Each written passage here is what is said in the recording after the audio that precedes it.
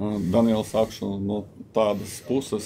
Tagad kādu laiciņu jau esi Skotijā un spēli Vemblijā, Lielbritānijā. Vai varam jau saukt tevi par speciālistu šajos laikapstākļos, šajā stilistikā, kas varētu noderēt arī par Anglijas izlasi?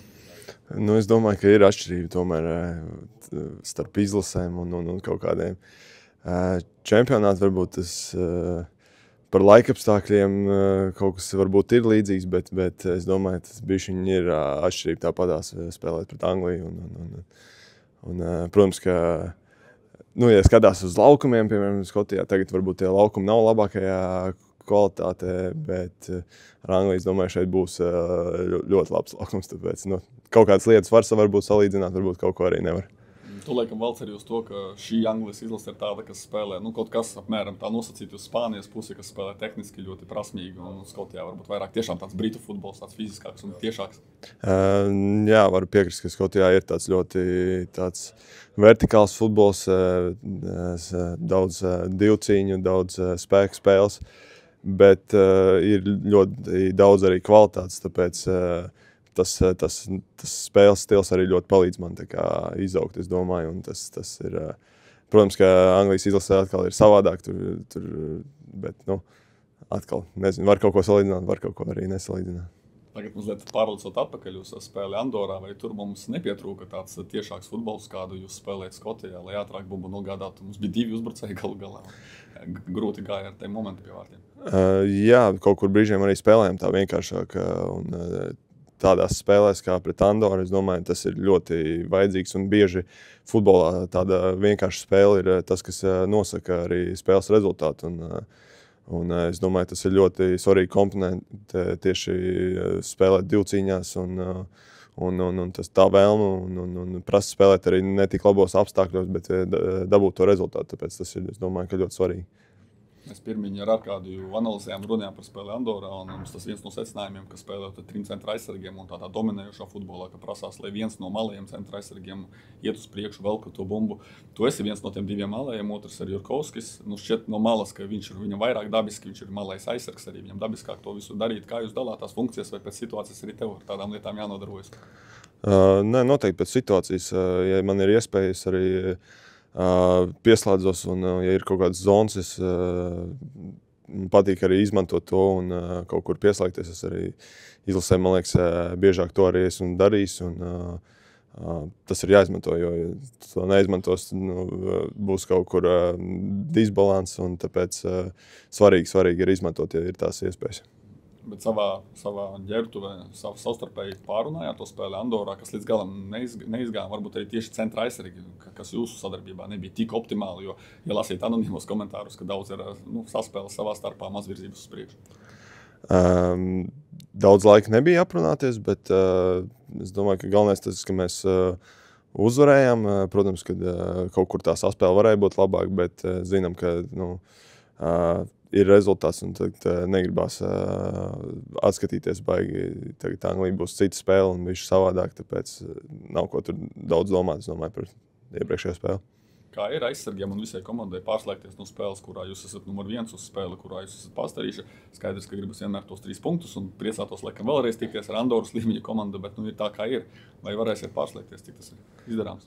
Es nezinu, vai priecātos es domāju, ka jebkurš futbolists grib priecāties ar augstāk līmeņa komandām spēlēt. Protams, ka ir savādāk, bet tā ir normāla praksē. Tas ir tev jāprot pārslēgties un jāprot spēlēt pret jebkuru pretinieku.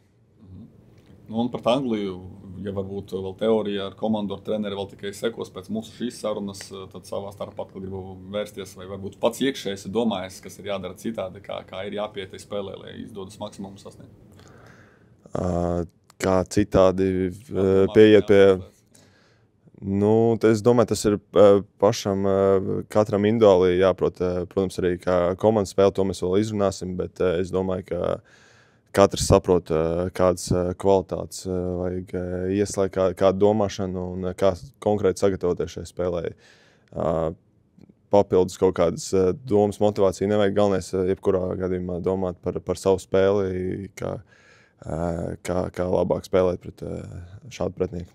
Tomas Tuhels visticamāk šo interviju neklausīsies, vai pats var arī atbildēt uz jautājumu. Visdrīzāk spēlēsim zemu aizsardzības bloku un centra aizsardzības izvietojušies tuvāk saviem vārtiem. Protams, ka spiediens no viņiem būs noteikti lielāks, bet jāprot spēlēt gan kā zemējā blokā, gan kā vidusblokā labi sagaidīt. Ja mēs pratīsim labi vidusblokā vai arī reizēm kaut kur uzprasēt augšā, tas tikai palīdzēs pašai spēlē, tā kā novirzīt tālāk no mūsu vārdiem. Tas būs, jo vairāk spēlēsim viduslokā, jo vairāk kaut kur noprasēsim, jo vairāk būs tā pārliecība, un es domāju, labāka spēle būs no mums. Par to novirzīšanu spēli no saviem vārtiem, vai tas ir sarežģīts jautājums, vai tas atkal ir situatīvs jautājums, uz kuru pusi, vai prom uz flangu Cigaņikam, vai uz otru pusi Savaļniekam, atkarībā, kurš būs sastāvā, vai caur vidu centra pusargiem, kuri var kaut ko izveidot, vai tālāk piespēle uzreiz, lai cīnās tas lielais. Nē, es domāju, ka ir vienkārši no situācijas atkarīgs. Ja tev ir, protams, tu redzi priekšā, ka tev ir spēlētājs, kurš var izskriet uz priekšu, dod uz priekšu, ja tev ir vidū brīvs spēlētājs un priekšā neviena nav, protams, ka jāspēlē pa vidu. Protams, arī jāizmanto plašums. Es domāju, tas ir ļoti svarīgi plaši spēlēt, un tad arī vairāk zonas arī mums būs. Jā. Vēl viens tāds varbūt naivs jautājums. Aizsargiem aktuālāks šļūcieni, kas mūsdienu futbolā aizvien retāk ir novērojami. Skotijā, arī Vemblijā pret Angļiem. Cik šis rīks ir efektīvs, vai no tā tomēr spēlētāji izvairās, tas ir kārtīgs risks uzreiz. Kā saka, ja tu šļūc, tad jau tu esi nokavējis epizodi, un varbūt mazāk šļūcieni reizēm ir pat labāk, ka tu esi vienkārši divu cīņās, kad stabilu kājām stāv, bet reizēm tādi izklupieni varbūt dod to emocionālo tādu agresivitāti, tas dod, un tādi, ja ir veiksmīgi izklupieni, un ka tu kaut kādās situācijās izglāb kaut ko, tad tas tikai dod arī tādu pozitīvu lādiņu, tā kā tas var arī nospēlēt tādas epizodes.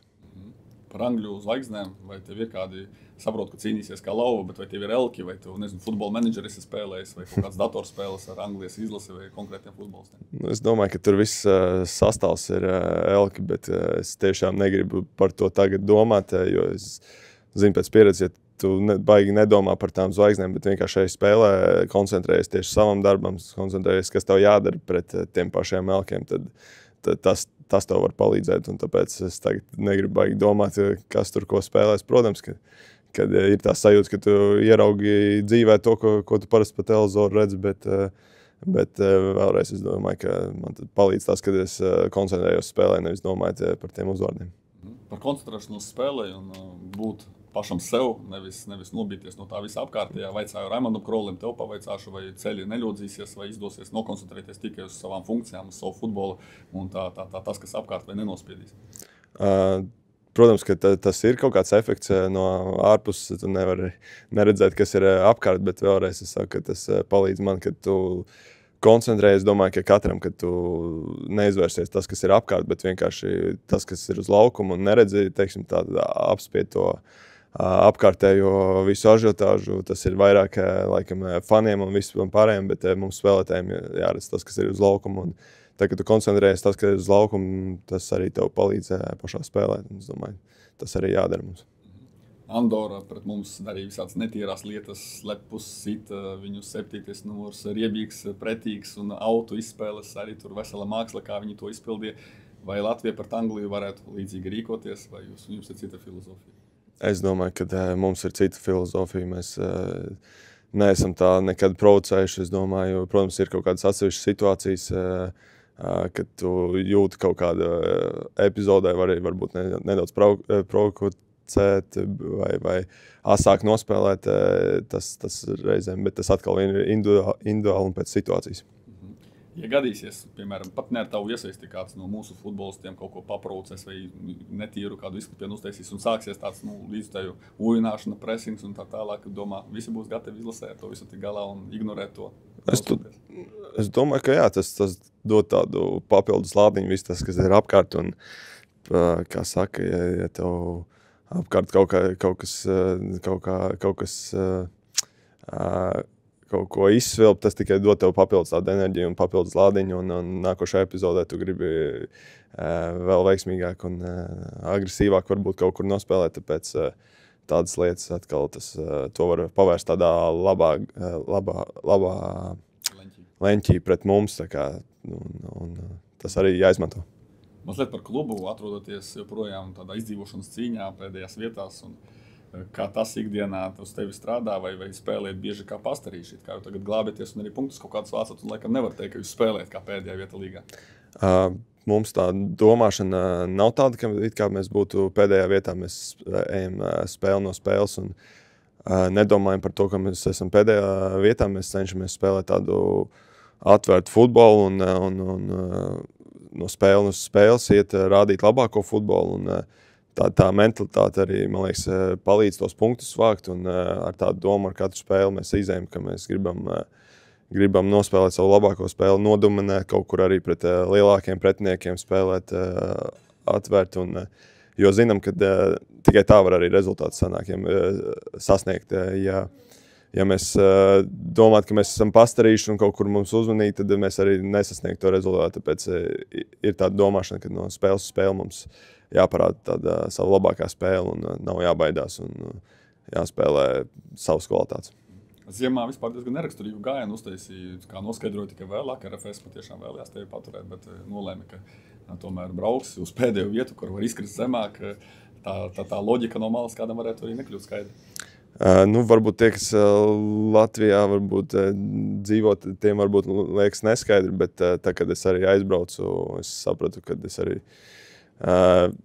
būtu, es nezinu, uzreiz piekritis. Es arī uzreiz piekritu, bet nedomājot, jo es esmu ļoti apmierināts, kur es esmu nonācis, un viss, kas ir apkārt futbolam un pats futbols, es vienkārši esmu apmierināts un gribēju arī tādu ceļu iet, un ļoti esmu apmierināts ar to, kas ir noticis. Tu vai tavs aģents zvanīja Simo vai otrādi Simo pateica, vai nevēlies pievienoties, zinot tevi? Es nezinu, kā notika, bet aģents pastāstīja, ka ir tāda iespēja vienkārši aizbraukt uz Skotiju. Un pēc tam jau aģents teica, ka tu vari sazvanīties ar Simo, bet es nezinu, kas zvanīja pirmais aģents viņiem vai viņi aģentam. Tā kā, bet pēc tam jau sarunu ar Simo un tad parunāju un sapratu, ka tiešām nav tur ilgi jādomā, jābrauc un viss. Tas atviegloja tavu lēmumu, zinot, ka tieši šis treneris tur? Es iespējams tāpat būtu braucis, bet tas tā palīdz, teiksim, tas, kad ir treneris no Eiropas un treneris, kurš ir bijis Latvijā, un tas, ka viņš man pazīst, un tas, ka viņš man gribēja, lai es tur esmu, tāpēc tas noteikti vienkārši palīdz. Jā. Kādi bija Simo Valakari ceļavārdi uz izlasi, zinot, ka jāspēlē arī pret Angliju? Neko teicu, lai es vienkārši izbaudu un lai es atbraucu vienkārši apakaļ arī, lai es esmu gatavs. Klubā, laikam arī lasīju, visi baigi priecīgi un lepni par tādu faktu, ka viņu kluba spēlētājs brauc spēlēt pret Angliju. Jā, Skotija, Anglija tuvu un daudziem tas ir tāds tiešām liels notikums, un to viņi tiešām novērtē tādu spēli pret Angliju. Tas ir kaut kas tiešām liels Skotijā, arī Latvijā, jebkur, es domāju, pasaulē, bet tur tiešām novērtē to, kad spēle tieši ir pret Angliju, un daudziem bija tāda izbrīna, teiksim tā. Jā. Pēdējais, kā ir tavuprāt jānospēlē mums Anglijā, lai varētu pēc spēles uzsist savus plecus un pateikt, jā, ir ok? Kā jau teicu, vajag koncentrēties uz sevi, un ja mēs varēsim parādīt to, ko mēs varam parādīt, tas, kas mēs zinām, ka mēs varam labu futbolu nospēlēt, un ja mēs koncentrēsimies to un izdarīsim to, tad es domāju, ka būs laba spēle no mums, un mēs parādīsim to, ka mēs varam spēlēt ar šādiem pretiniekiem.